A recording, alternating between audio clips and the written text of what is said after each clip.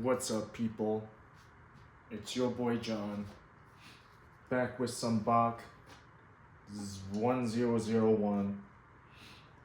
I should be doing some work with my recorder that I just got, but I haven't figured out how to make that work. So right now we're just gonna work off my phone, and this is just a practice run, and I'm really gonna stop and talk about all the stuff that I'm thinking and all the stuff that I want to keep in mind as I am going out working on this piece.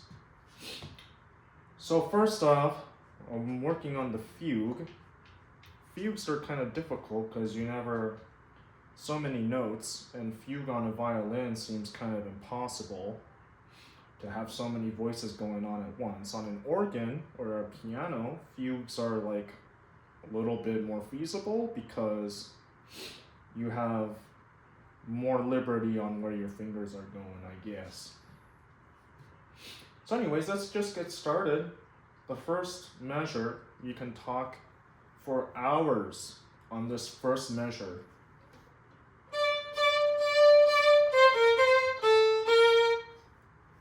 Because that comes up throughout the entire piece, as it does in fugues. And there are many ways to try and play this phrase. We can do kind of a increasing crescendo with every repeating note, like this. I'm gonna try that again.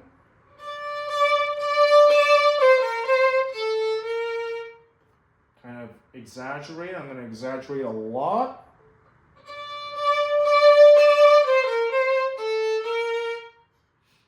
So you have that whole spectrum of how you want to do that crescendo, but keep in mind that you have to be doing this every single time. Every time it comes up, it seems obligatory that you gotta do it in that way.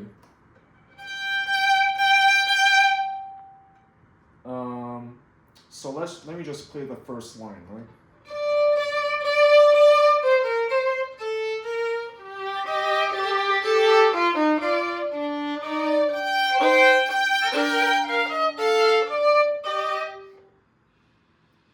Personally, I think that that is way too mainstream and boring, and it's not very violinistic. I don't think I don't know. Just by how it's written, it's, to me, should sound like this.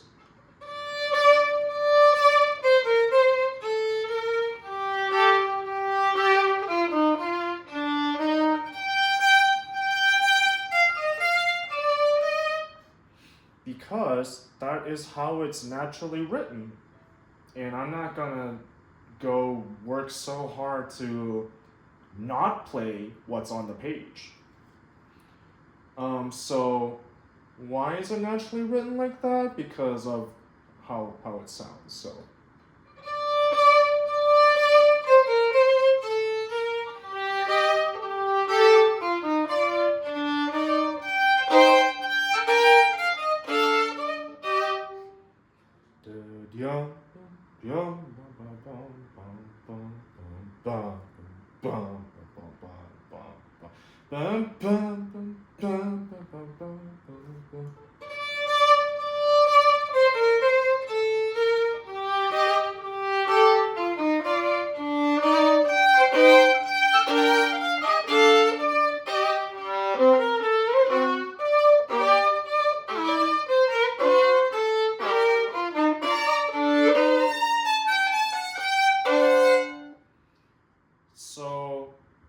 as I'm learning more and more, you need to have a really good balance between playing sticky and playing with bow. So am I gonna be playing like this?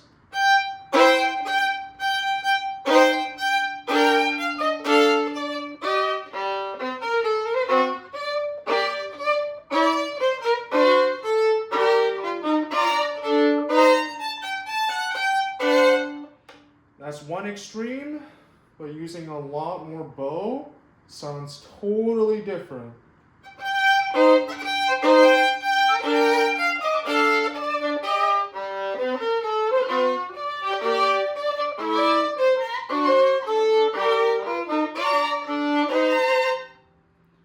Miss some notes, but I'm just trying to get this idea that if I'm gonna play this in like a church, kind of like this, I don't know, cathedral. Let's say I'm playing this in a cathedral. I think I want more bow, that kind of the resonance of the space coming in. But in those wide sounds, you want to make sure that the sound doesn't get too muddled. But I think generally with Bach pieces, you want more life, you want more motion in the notes, so that things are coming more as a flourish more than some punctuation, I guess. So it's not about like, that's a good way to point it out. It's like, it's not about punctuation, it's about how does the sentence overall go, right?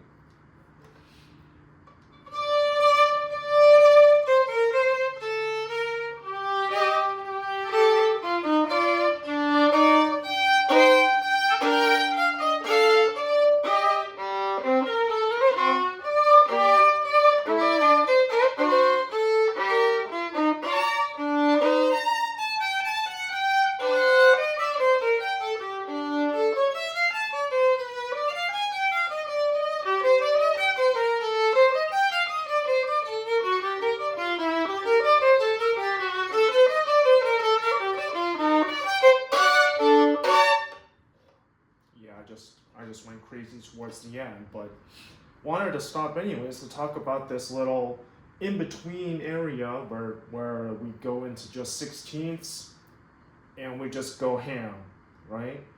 Happens throughout the fugue 3 times, I believe. 4-ish times, or you just only do 16th notes. But when you have these straight 16th note passages, I think I said this in a previous video related to the presto, is that these straight 16th note passages it's a sentence, it's a paragraph, it's some, it's not like just plain harmony, it's about how do these notes work together to say something. And for me, that is due to the contours. So let me just play this really slowly.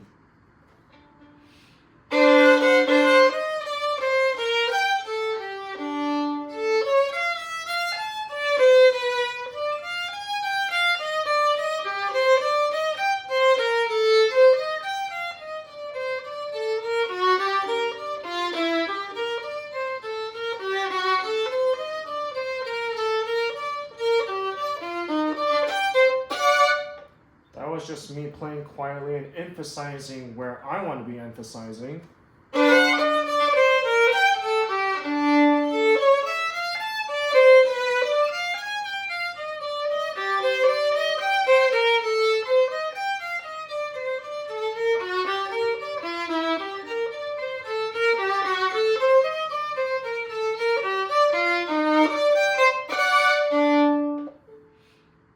I wonder if that works in tempo.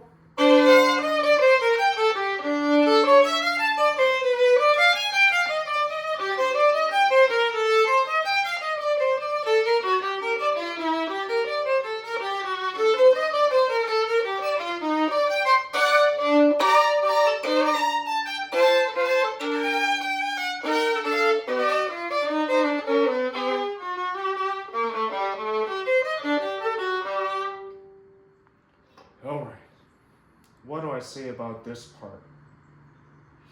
So a tricky part about this is when generally when you practice 6 scales in 6,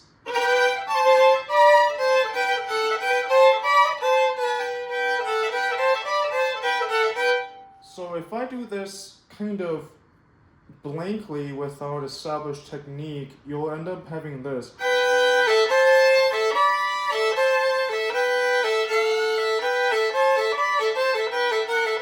It's hard avoid that. And so the way that you bypass that is to hold the lower register string like this.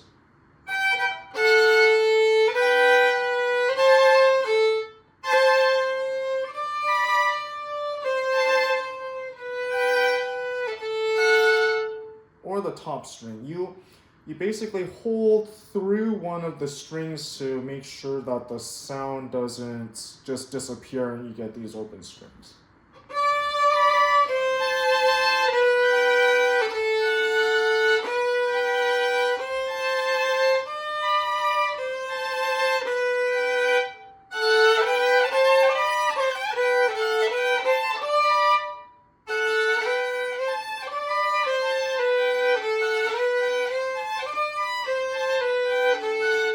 Kind of like that.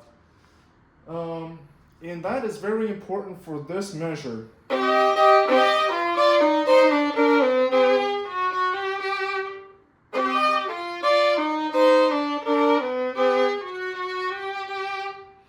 Basically, I'm straddling between these two strings and making sure I only gently play when I need to so that I get those sixths in.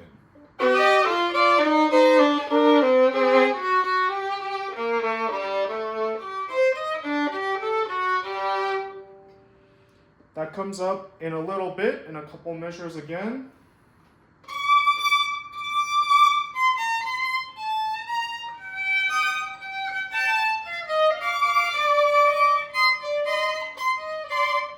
Right there.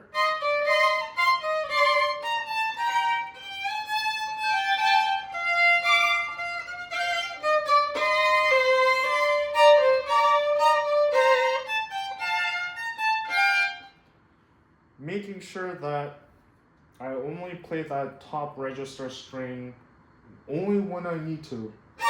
I'm not doing this.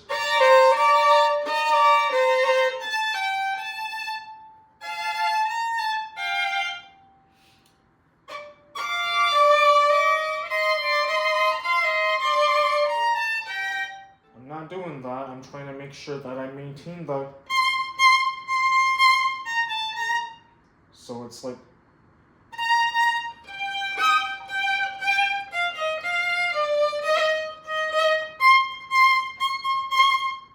Whoops.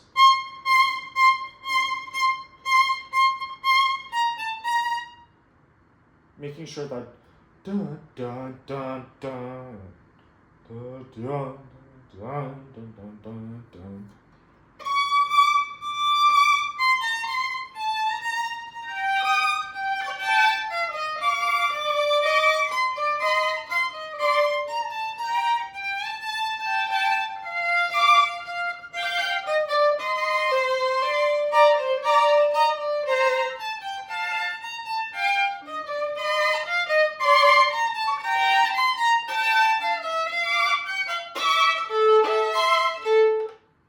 Isn't that great? That C natural right there just freaking ruins the whole...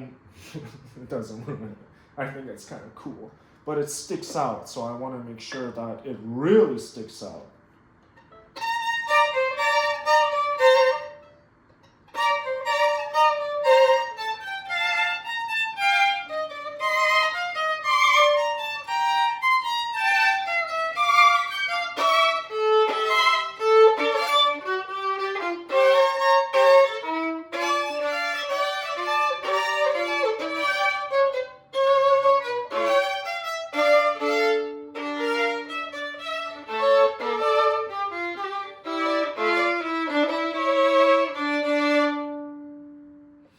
Always good to know when that phrase is ending and we're moving on to the next thing.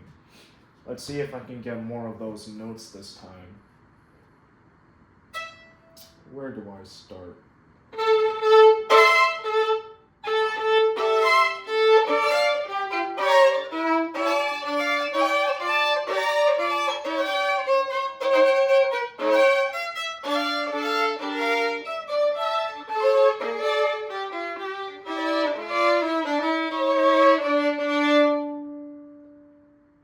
Try one more time, maybe from further back, and really just try and get into it.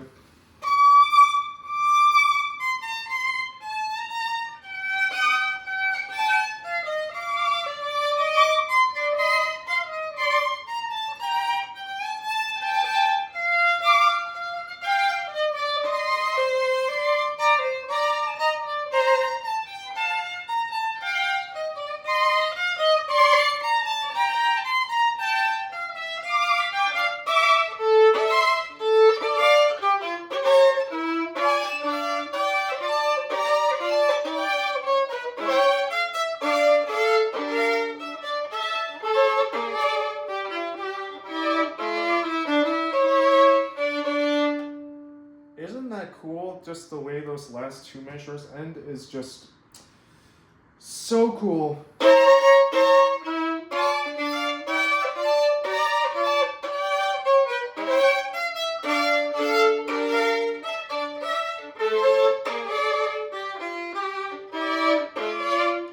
Kind of makes you want to just slow down to get the full of that chord.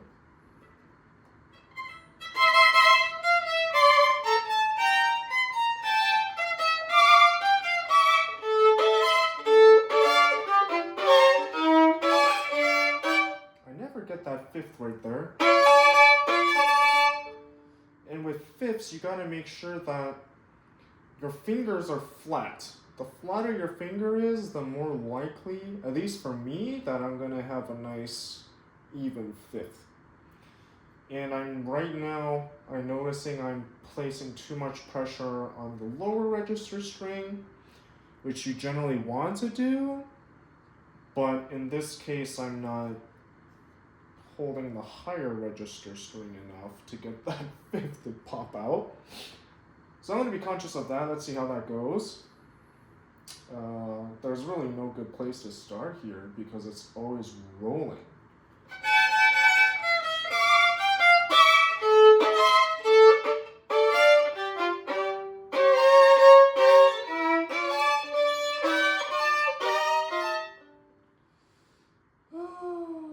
Let's try and do a rolling start.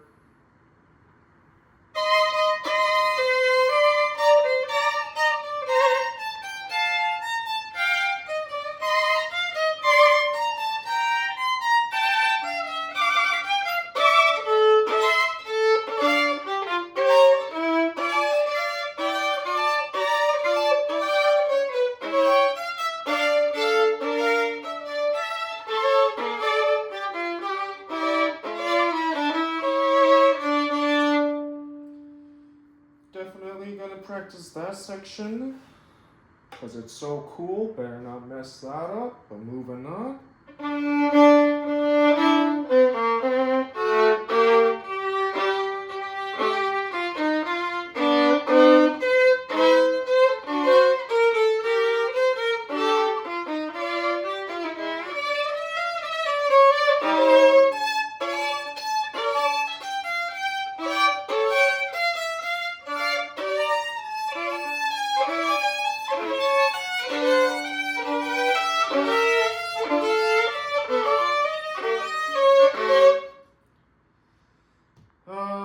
Some general basic stuff that we already talked about in this little passage.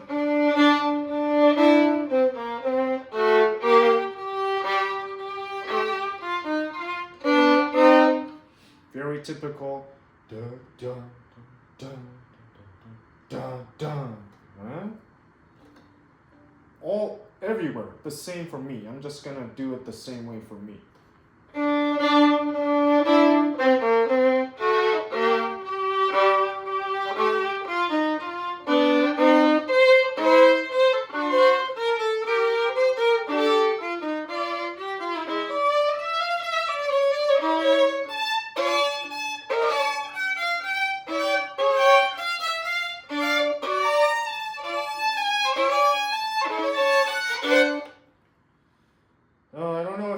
Decided if this is the right thing to do, but for this measure I just stopped on,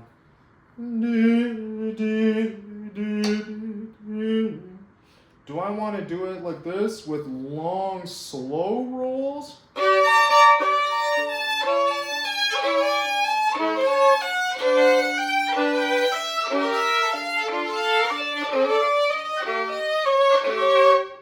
Or do I want quick, sharp turns?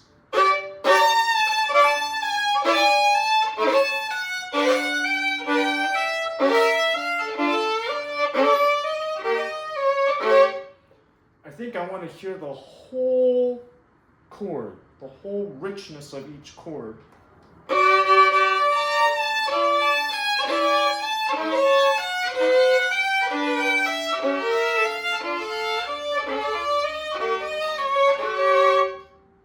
Trying to make sure that I'm playing pretty much 2 to 3 strings at all times, getting a much richer tone.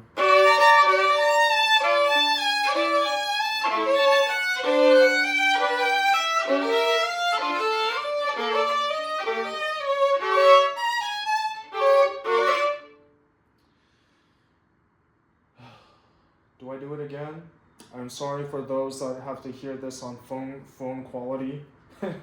It's probably pretty harsh.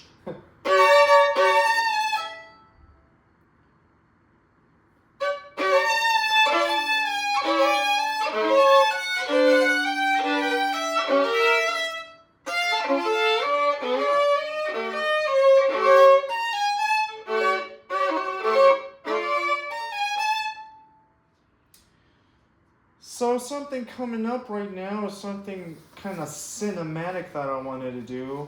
Very dramatic stuff that obviously is not in the score. But I gotta get into it. Gotta get in the right mindset to do it. Because I think it's kind of badass. I hope I can just like show you all a taste of what it's like.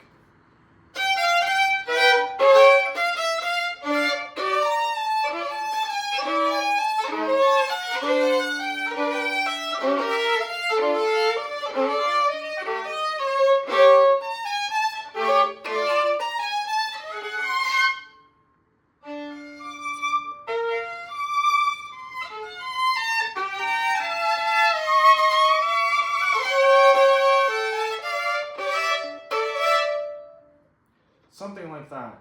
But I just want this really...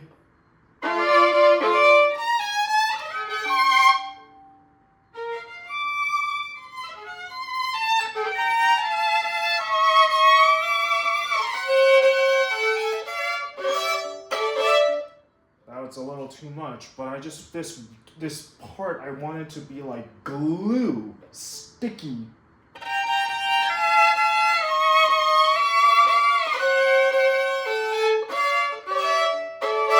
And that's when we go back to the original tempo.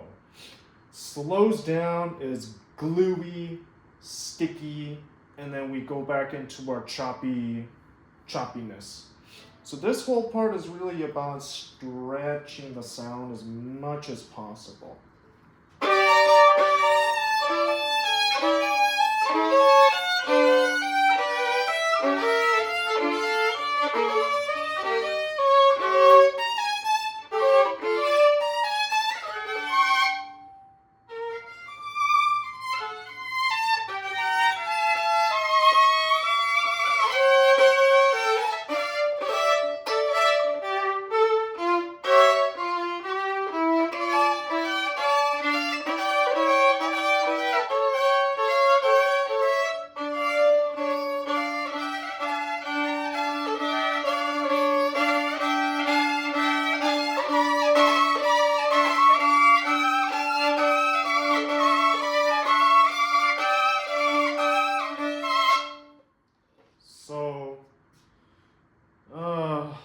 Where do I start?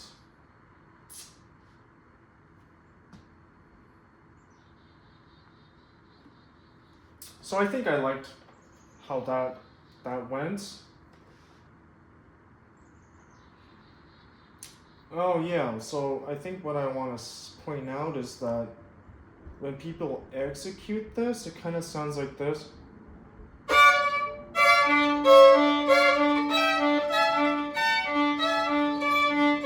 I can't do it.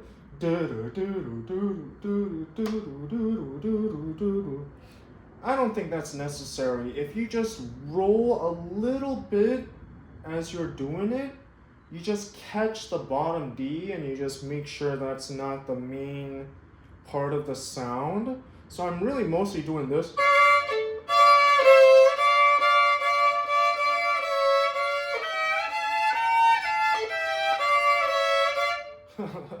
I see why it doesn't sound so good.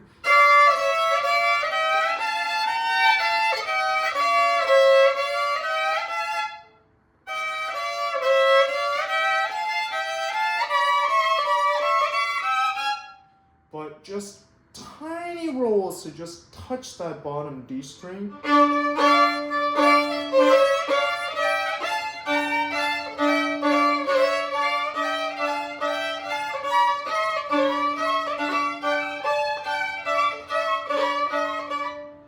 just tiny rolls.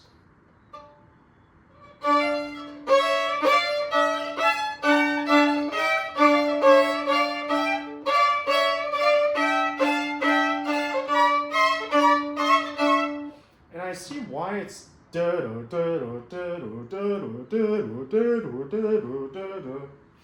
because you want to make sure that this is coming up. But I think, I don't know, I like having rolls starting with the bass note.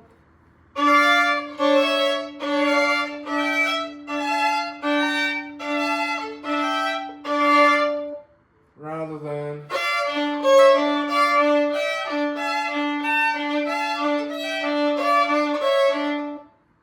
I guess, I don't know, tastes.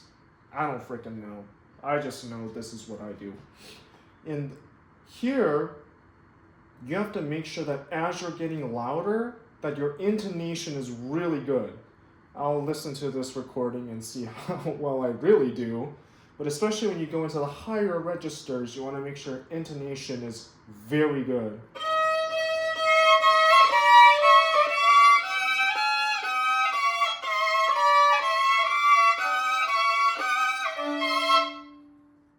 And another flourish. I have a lot of those really dramatic endings, I guess. I'm just gonna do it one more time, and then we'll just move on. Why don't I go do the whole thing of this little area?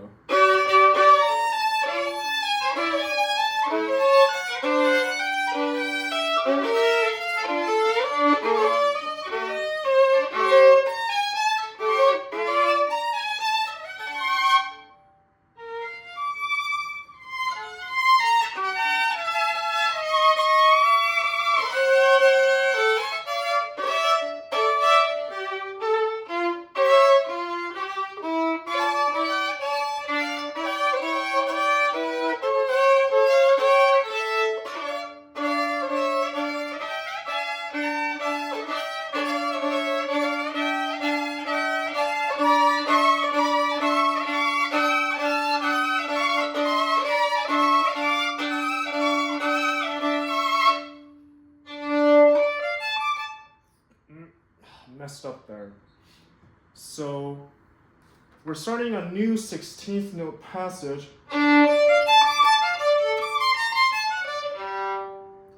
Here it says to do D on the G string. I think that's a mistake because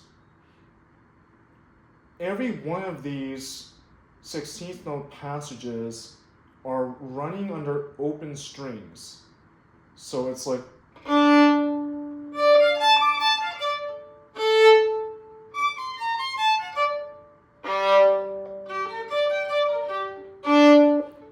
I want those open strings to stay resonating as I play the 16th notes so that it's held through the whole 2/16, so it's like 8/16 notes. 2 quarter notes is supposed to stay.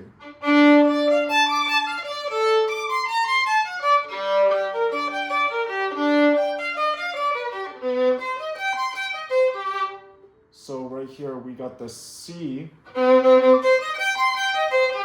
C minor doesn't work very well in terms of resonating, but immediately, yeah, you start getting fewer and fewer resonating stuff because of how crazy fugues can get.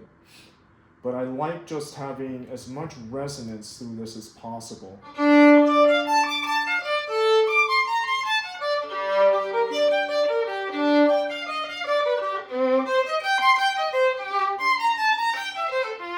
So with these non-resonating notes, it really helps to do vibrato. So I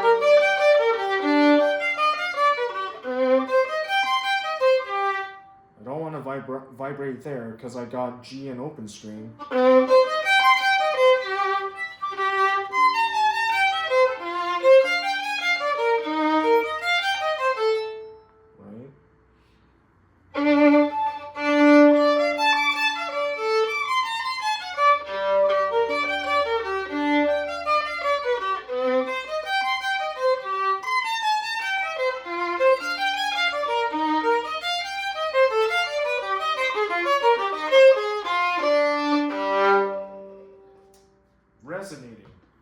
happens here too.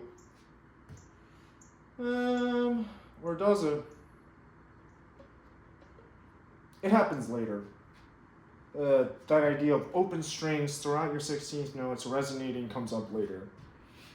But I like what I do there is just to take really long dramatic endings to phrases so that you're not just going through this measure by measure trying to get to the end. It's like episodic. What do the characters say to one another? What do they do? What type of drama, tension is going on? And then, boop, you have a nice little see you next time, and then the next episode, you're binging through the episode, you see the next episode, and you're going on, right? But these sections need a strong beginning and ending idea.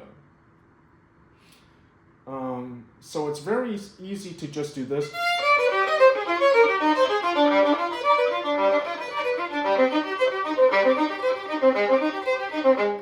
Right? But I like to put more drama into it.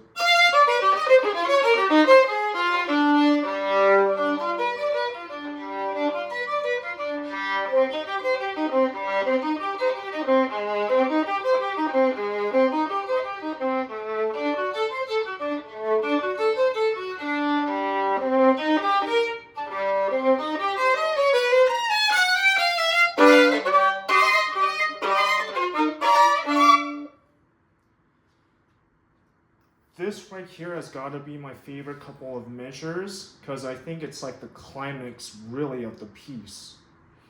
Very crunchy too, but I'm not always happy with how I execute it. So let me just do this whole 16th passage here.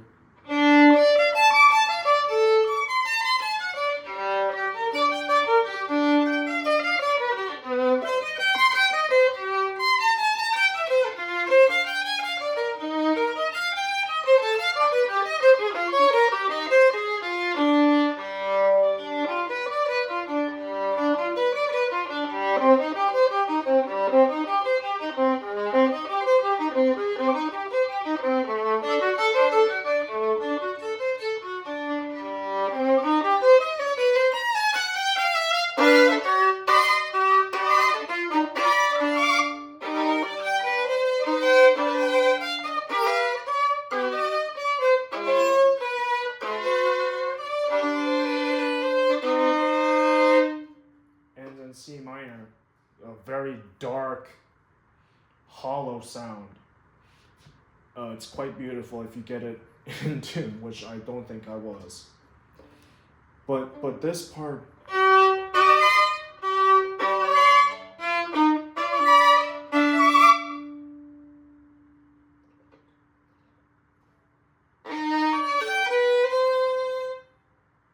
You see how like dramatic it is?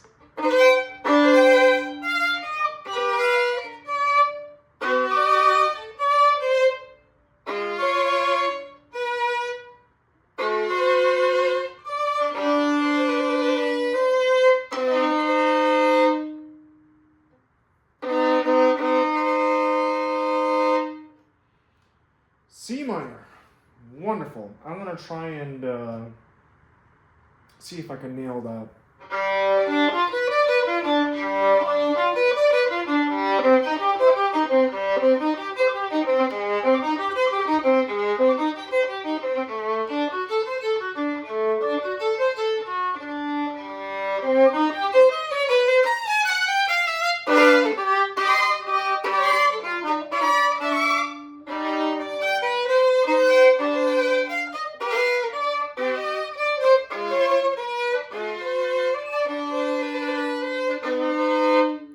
Drown that out towards the end, trying to make sure I need to use more speed. But anyways, this next part I think is the hardest part for me because it sounds terrible.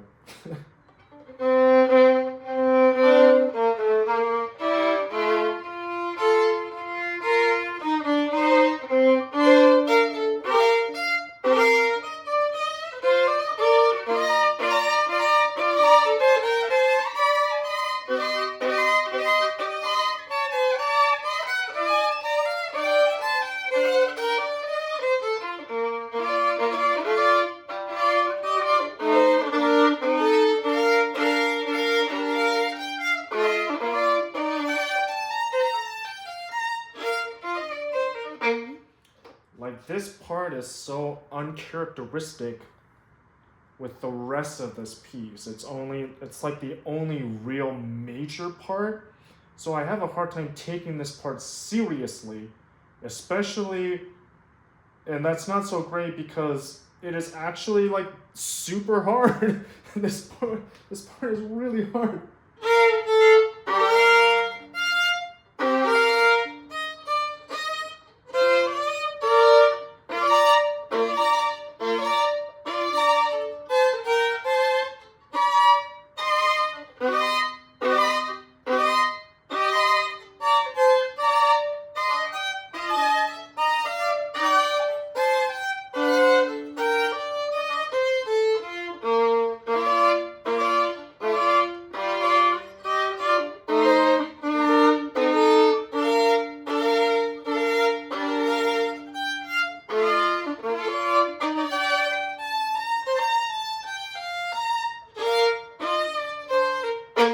So it gets really crunchy, happens in several places in this piece when you get into half position.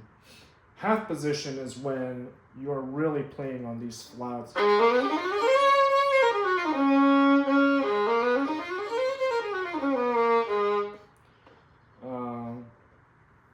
So where does that happen? It happens right here.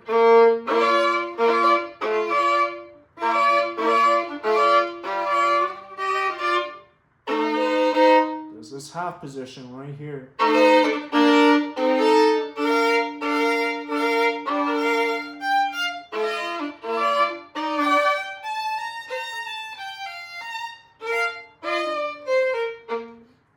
Moving on.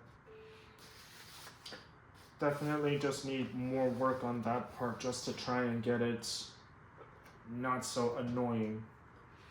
So here's like a different 16th note passage that is very different from, I don't know, it comes from different pieces, but this one is kind of not the same as similar 16th note passages from the past.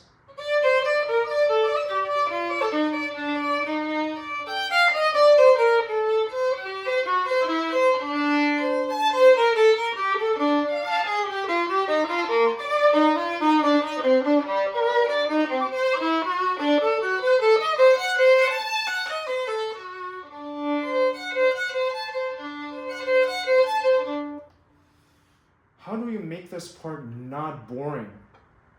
You gotta bring out some of these weird notes.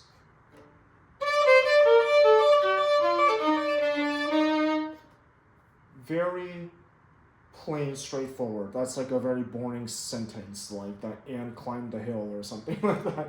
It's a very boring sentence.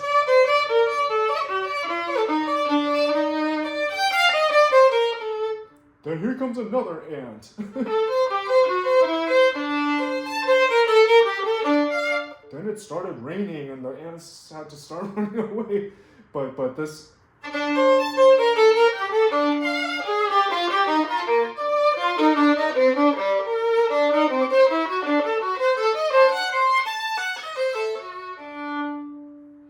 And that last little arpeggio needs to be like, again, not straight plain.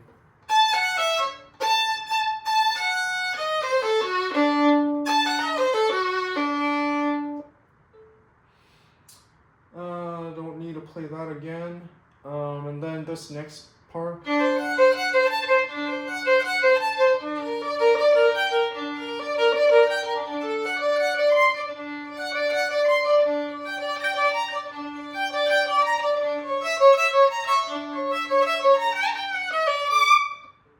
Make sure that for all the measures except for 70, that you're doing this to get the string crossings. 70 doesn't have that string crossing.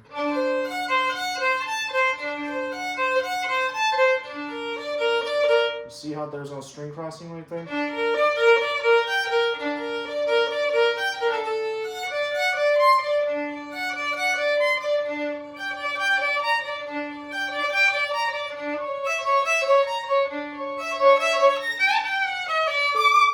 I'm just gonna go on, I guess.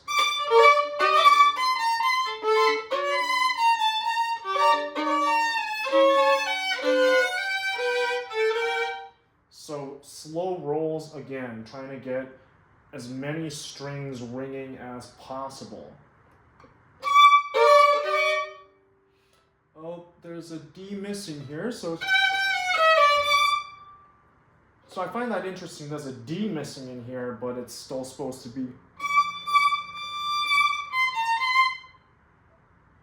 Maybe I don't need to show the score. It's just kind of missing.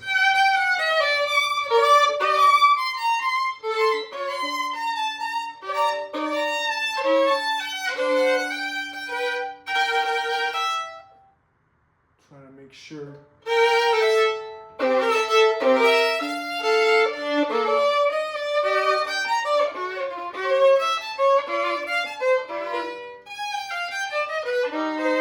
Okay, so that little area is so interesting and hard to play because you're shifting halves all the time. You're kind of in this second position to 1.5 position to 2.5 position. So you're constantly having to move your hand a little bit in the beginning. So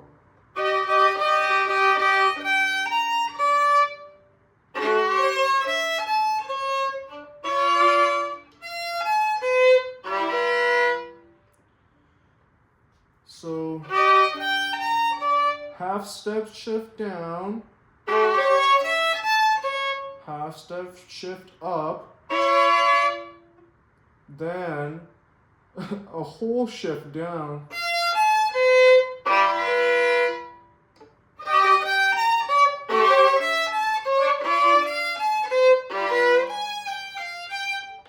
Little incremental shifts right there.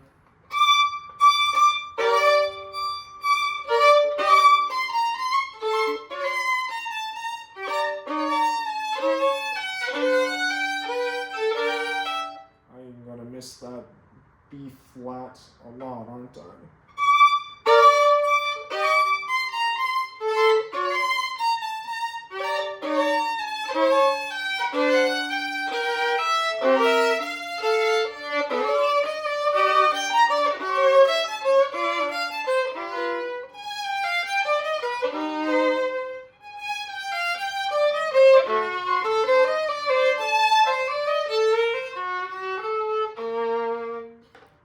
I think that's kind of tragic, a very interesting, tragic idea.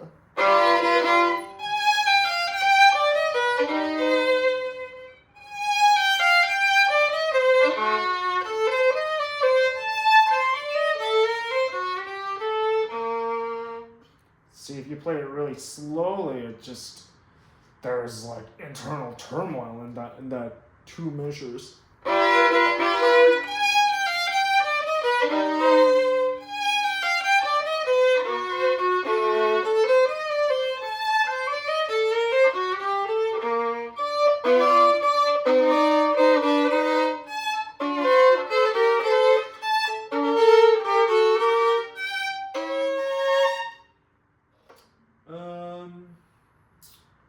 Nothing to say about that part except that it's hard.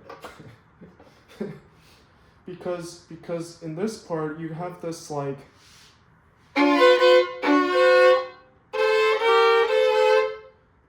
scrunched up position into a wide third, scrunched up position into a wide third. Yeah.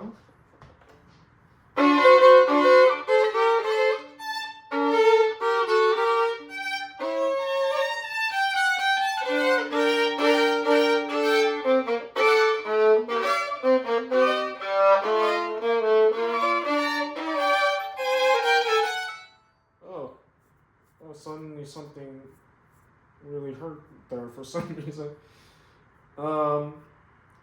So here comes the last kind of climax, and hard to execute. So it's gonna, I don't know, it's hard to execute.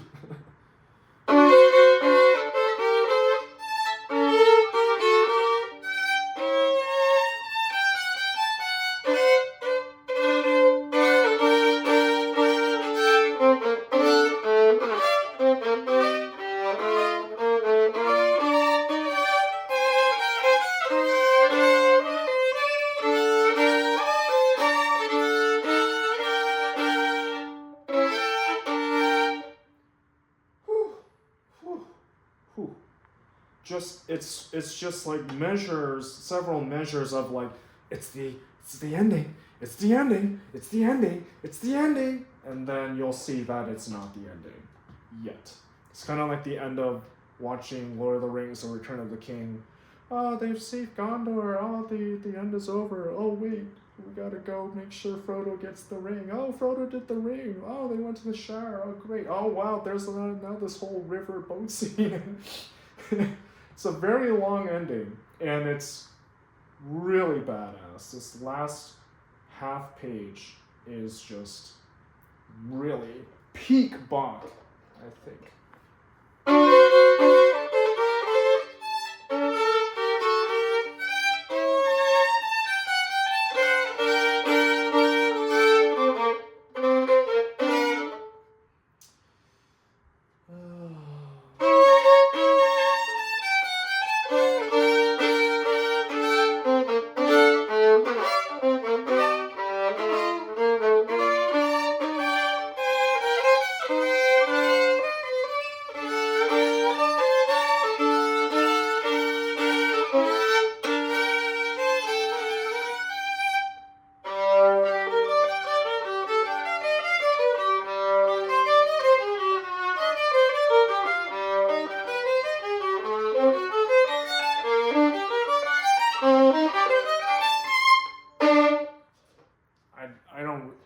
I don't do that in real.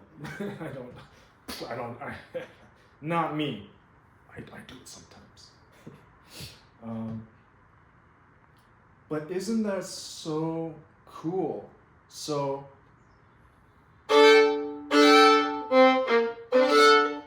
this is like the last time you ever hear the.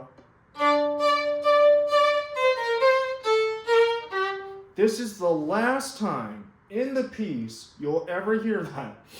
That's why it's gotta be the most kind of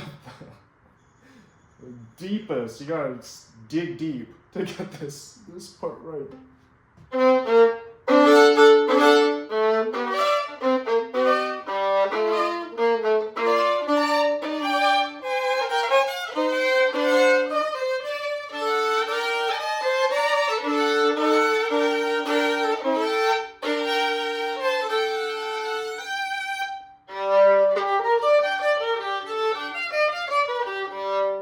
So another very similar idea as to what I said before. I want to make sure that that open string is resonating through the whole time.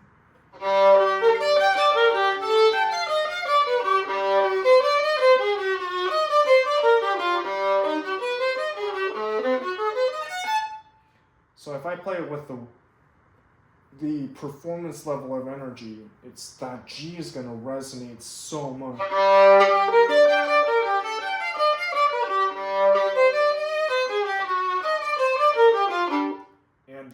And never play these straight.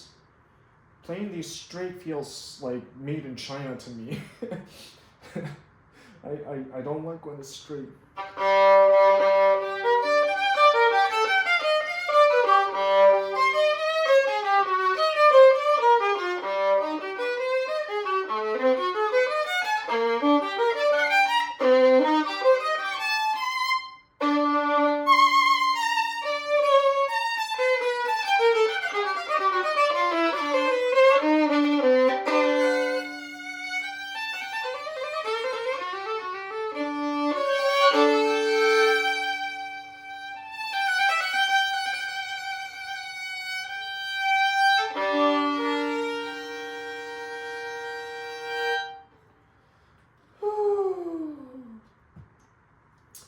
Don't you just love that? You think it's gonna end, and then it just, you know.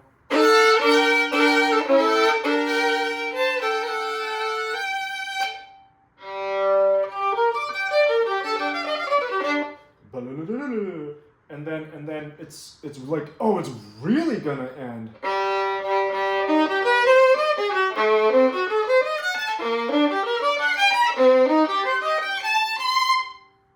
And then suddenly, no, it's not.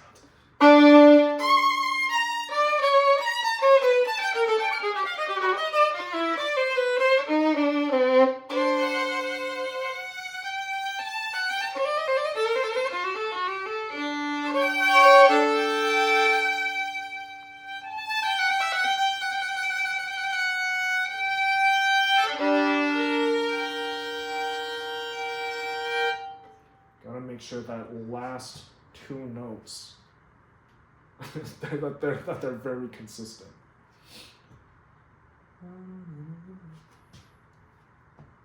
So let's just do the last half page here, because I think it's just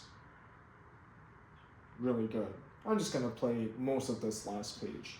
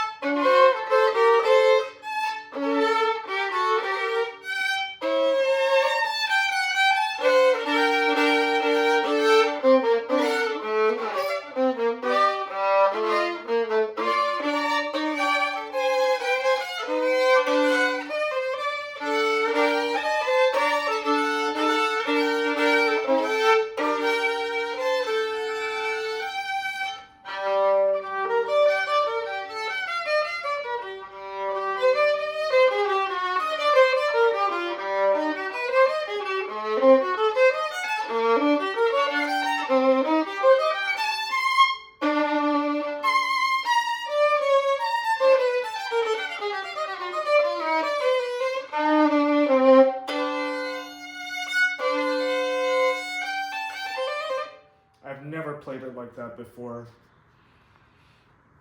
And I don't like it. That was really bad.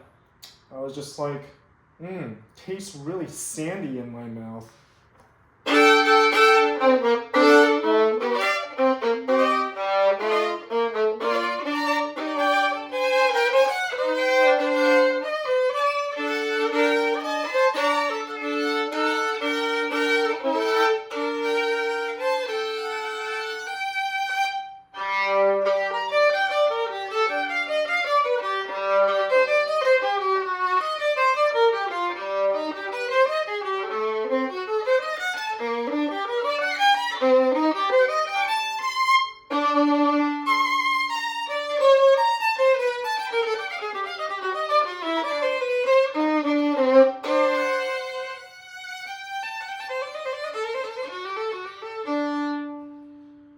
I never take that ending seriously. I never take it seriously because I'm always just like, is this what I want it to sound like? Like.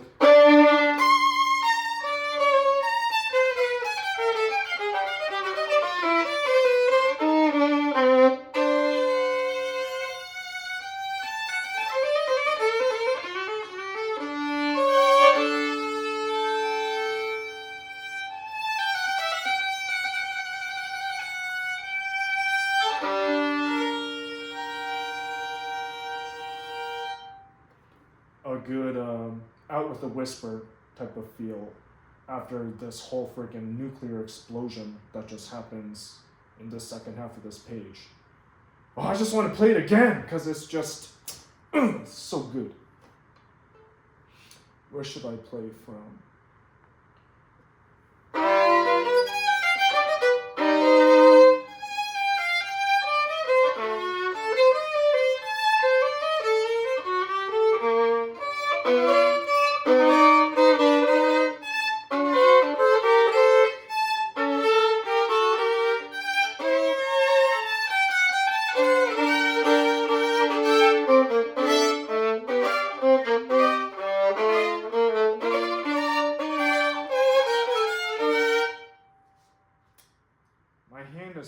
I'm finding my hand is constantly falling off because I notice that when I read music, my body is so closed.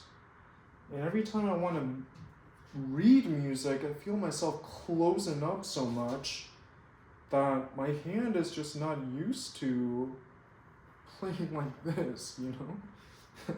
So I need to keep that in mind as I'm practicing this, as I'm reading music to just see what's going on. All right, open body position. I'm gonna try it again. My little plant keeps saying hello.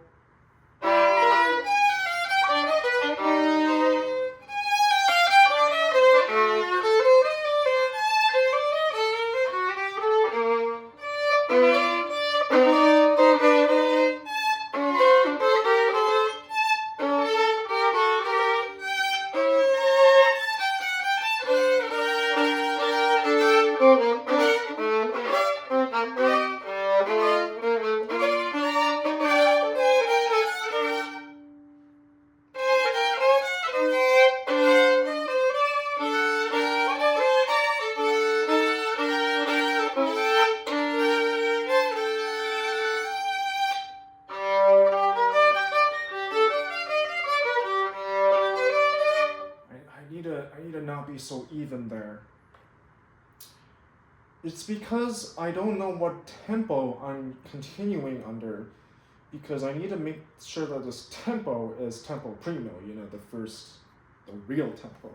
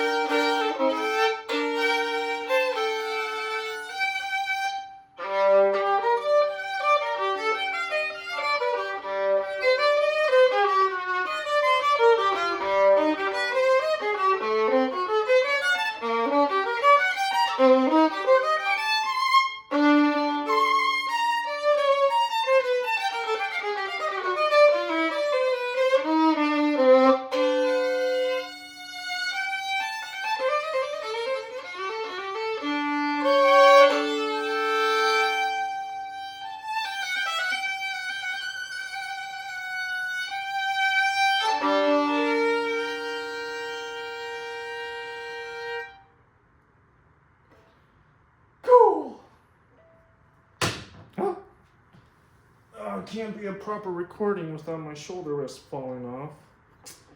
So that's my whole idea on the fugue. And if I can execute all of these ideas in one go, that will make me so happy.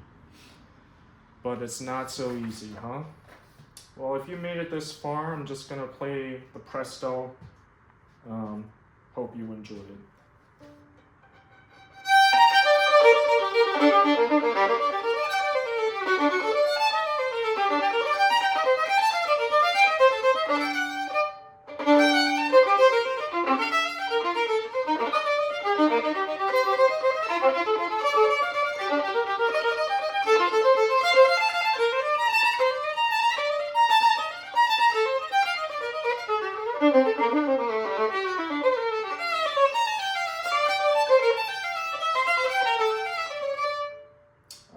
I'm getting lost. Maybe I'll try on this with memory.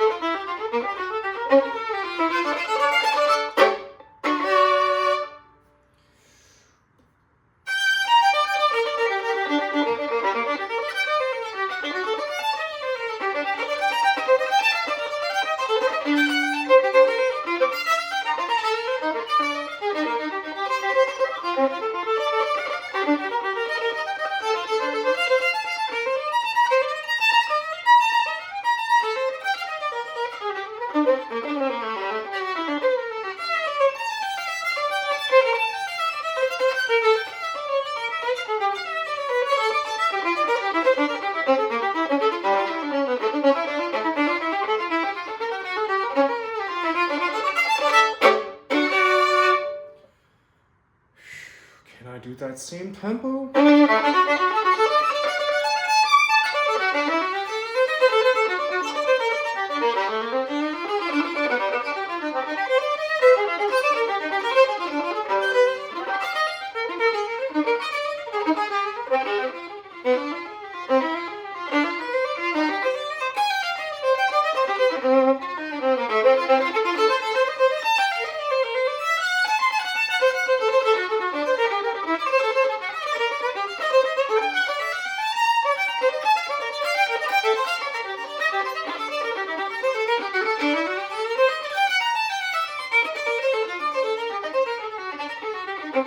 Here